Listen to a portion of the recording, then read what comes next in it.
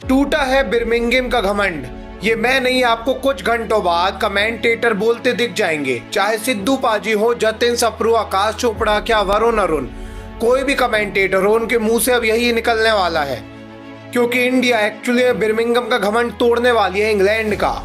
England जो बिर्मिंघम में आज तक कोई मैच नहीं हारी थी, इंडिया उनको बहुत बुरे तरीके से हराने वाली है। एंड ऐसा इंडिया ने इसलिए किया है क्योंकि शुभमन गिल ने कमाल ही कर दिया। एक मैच के अंदर 424 रन शुभमन गिल ने ऐसी इनिंग खेली है जो इतिहास बन गई है।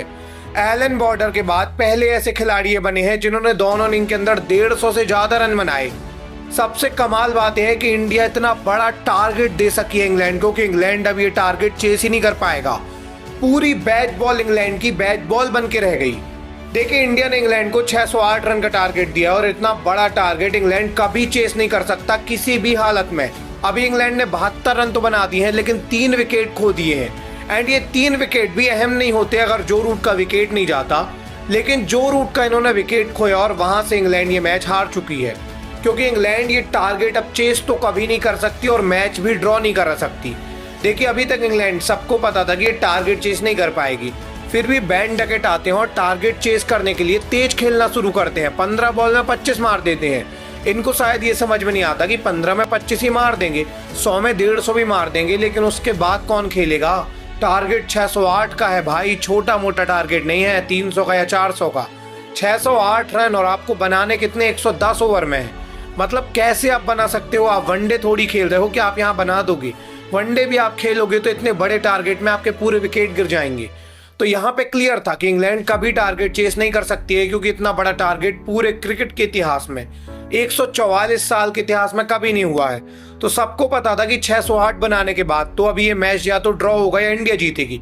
फिर भी जब इंग्लैंड की बैटिंग आई तो बैन डकेट स्कोर बनाने गए। बैन डकेट जब आते हैं तो ये रन मारना स्टार्ट कर देते हैं, लेकिन 25 रन बना के इनका विकेट गिर जाता है। 15 बॉल में इन्होंने 25 रन बनाए।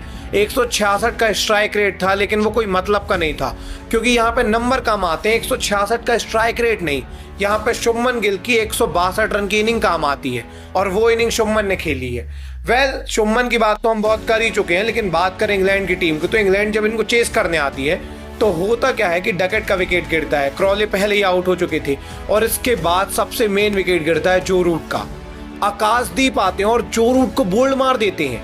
देखिए, जो रूट जब तक टीम में थे, जो रूट जब तक बैटिंग कर रहे थे, तब तक एक चीज क्लियर थी कि इंग्लैंड मैच तो नहीं जीत पाएगी, लेकिन इंग्लैंड मैच हारने भी नहीं वाली।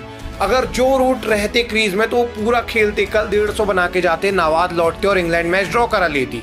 और ऐसा ही इंग्लैंड चाह भी रही होगी। लेकिन जो रूट के आउट होने के बाद अब ये भी तय हो गया है कि इंग्लैंड ये मैच ड्रॉ भी नहीं करा पाएगी, बल्कि हार जाएगी। क्योंकि जो रूट अगर नहीं है तो एक तरफ से टिकेगा कौन? हैरी ब्रूक टिकने वाले खिलाड़ी तो है नहीं, वो मारने जाएंगे। इसके बाद जेमी स्मिथ भी मारने ही जाएंगे। बाकी क्रिस वोक्स वगैरह की हालत आपने पहली इनिंग में देख ही ली थी। तो इंडिया ये मुकाबला तो पक्का जीतने वाली है किसी भी हालत में, और इतिहास रचने वाली है। आज तक जो नहीं हुआ बिर्मिंघम में, वो अब होगा, और वो होगा शुभमन गिल की कैप्टेंसी में। आज से 4-5 साल पहले अगर आप जाएंगे तो इंडिया ने गावा का घमंड तोड़ा था, और अभी टाइम आ गया है बिर्मिंघम का घमंड तोड़ने का। गावा का घमंड तो 32 साल का था, बिर्मिंघम का तो 100 साल से ज्यादा का है। आज तक इंडिया जीती ही नहीं यहाँ पे। 1986 में सिर्फ एक ड्रॉ मैच खेला था, और यहाँ पे तो हराना बनता ही है यार इंग्लैंड को। लास्ट टाइम भी विराट कोहली की कैप्टेंसी में हमने डोमिनेट किया था यहाँ पे, लेकिन लास्ट दिन मुकाबला हम हार गए थे। लेकिन इस बार ये कोई ब्लंडर नहीं होने वाला है, क्योंकि लास्ट दिन के लिए शुभमन गिल ने बोला ही नहीं कि आप 370 या 400 चेस करने आओ, और सब बोले इंडिया जीतेगी और फिर इंडिया हार जाए। लास्ट दिन के लिए गिल ने बना डाले हैं 608 रन। आप चेस तो अब कर ही नहीं सकते हो। मैच या तो ड्रॉ होगा या जीतेंगे, और जीतने की प्रोबेबिलिटी 99% है, क्योंकि जो रूट का विकेट तो गिर ही गया है। इंडिया इतिहास रचने के इतने नजदीक आ गया है कि शुभमन गिल बहुत ग्रेटेस्ट कैप्टन बन जाएंगे इस मैच के बाद। गिल ने इस इनिंग में 160 रन से ज्यादा मारे। इसके पहले भी इन्होंने 269 रन मारे थे, और एक मैच के अंदर इन्होंने 424 रन मार दिए। आप सोचिए, अगर इंग्लैंड की पूरी सीरीज के पहले कोई गिल से कहता कि आप ये सीरीज मत खेलो और 5 मैच में 424 रन आपके स्टैट में हम जोड़ दे रहे हैं, तो शुभमन गिल कहते ठीक है भाई, मुझे 424 रन दे दो, बहुत है 5 मैच के अंदर 424 रन।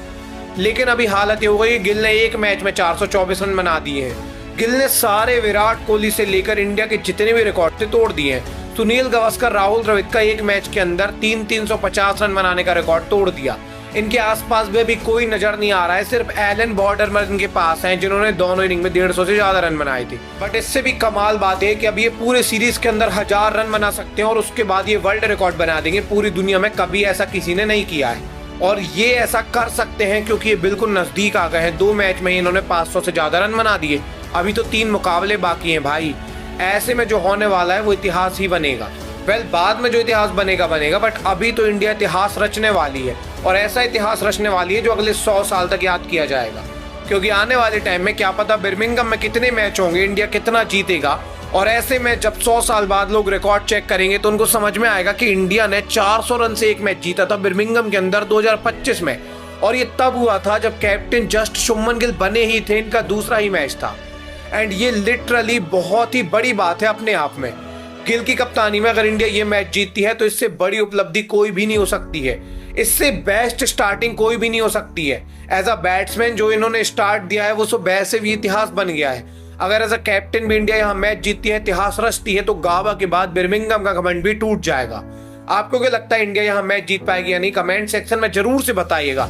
आज शाम को क्या होने वाला है क्या नहीं, ये तो शाम को पता लगेगा। मिलेंगे किसी अगली वीडियो में, तब तक के लिए धन्यवाद।